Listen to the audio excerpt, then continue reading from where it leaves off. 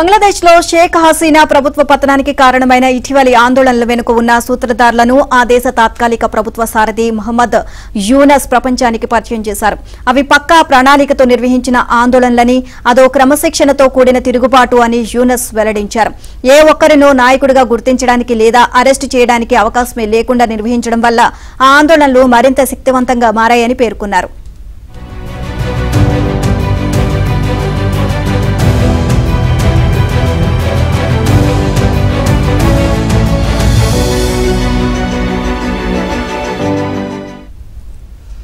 ఐక్యరాజ్య సమితి general assembly 79వ సమావేశాల్లో పాల్గొనేందుకు అమెరికా వెళ్లిన యూనస్ అక్కడ క్లింటన్ గ్లోబల్ ఇనిషియేటివ్ కార్యక్రమంలో ప్రసంగించారు. ఇటీవలి బంగ్లాదేశ్ ఆందోళనలను ప్రస్తావించారు. అవి యాదృచ్ఛికంగా జరిగిన ఆందోళనలు కావని, అవి ఎంతో జాగ్రత్తగా రూపొందించిన ఆందోళనలని యూనస్ తెలిపారు. ఢాకా ట్రైబ్యునల్ పత్రిక కథనం మేరకు తన ప్రత్యేక సహాయకుడు మహఫూజ్ ఆలంను ఆ కార్యక్రమంలో యూనస్ పరిచయం చేశారు.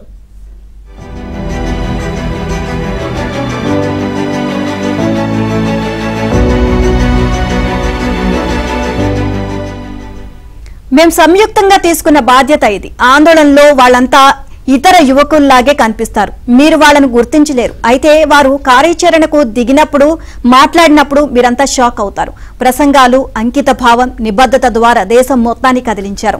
అది అకస్మాత్తుగా వచ్చిన ఆందోళన కాదు, పక్కాగా చాలా జాగ్రత్తగా రూపొందించిన ఆందోళన. నాయకత్వ బాధ్యతల్లో ఉన్నవారికి కూడా నాయకుడు ఎవరో తెలియదు. అదో అద్భుతం. ప్రపంచంలో ఎక్కడైనా సరే వారు మాట్లాడే భాష ఏ ప్రాంతంలోనైనా, ఏ యువతకైనా స్ఫూర్తిదాయకంగా ఉంటుంది. వీరు కొత్త బంగ్లాదేశ్ ను సృష్టిస్తున్నారు. వీరి ప్రయత్నం విజయవంతం అవ్వాలి అని ఆకాంక్షిద్దాము అంటూ యూనస్ తెలియజేశారు. ఇక ఉద్యోగాలు, రిజర్వేషన్లను వ్యతిరేకిస్తూ విద్యార్థులు చేపట్టిన ఆందోళనలు తీవ్ర రూపం దాల్చడంతో నాటి ప్రధానమంత్రి హసీనా ఆగస్టు 5న బంగ్లాదేశ్ ను వీడి భారతదేశానికి పరారయ్యారు.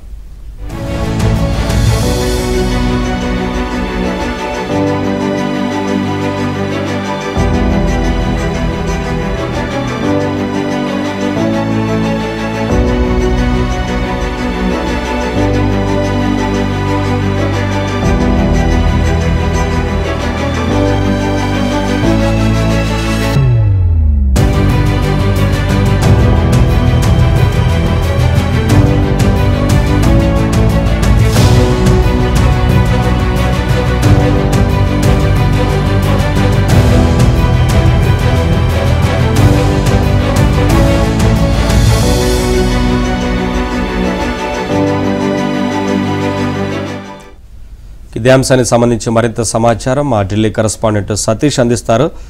సతీష్.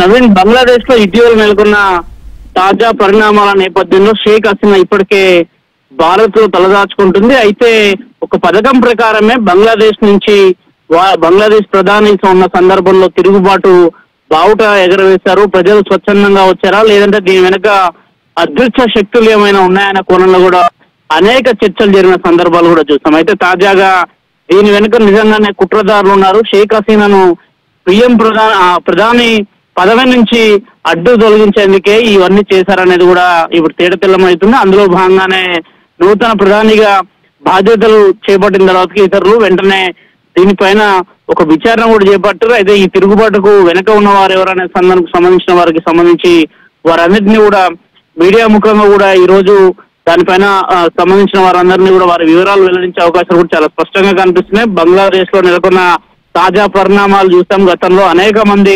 ఆందోళనకారులు ఏకంగా బంగ్లాదేశ్ ప్రధాని నివాసం పైన దాడి చేయడం, అనేక ఫర్నిచర్ దోచుకెళ్లడంతో పాటు బంగ్లాదేశ్ లో షేక్ హసీనా తండ్రి అనేక ఉద్యమాలు చేశారు. బంగ్లా ఏర్పడడానికి ప్రధాన కారకుడు ఆయన విగ్రహాన్ని సైతం కూడా ధ్వంసం చేసి ఏకంగా సిజే నివాసం మీద కూడా ఆందోళనకారులు పెద్ద ఎత్తున ఆందోళన చేయడం, నాటి సందర్భాన్ని బంగ్లాదేశ్ అట్టుడికి పోయిన అనేక మంది హిందువుల పైన కూడా దాడి జరిగిన ఘటన చూసాము. తాజాగా బంగ్లాదేశ్ ప్రభుత్వం ఇప్పటికే దీని వెనక ఉన్న వారు ఎవరనే దానిపైన కూడా విచారణ కొనసాగించింది. దానికి సంబంధించిన డీటెయిల్స్ కూడా త్వరలో వెల్లడించబోతున్నారు. నవీన్.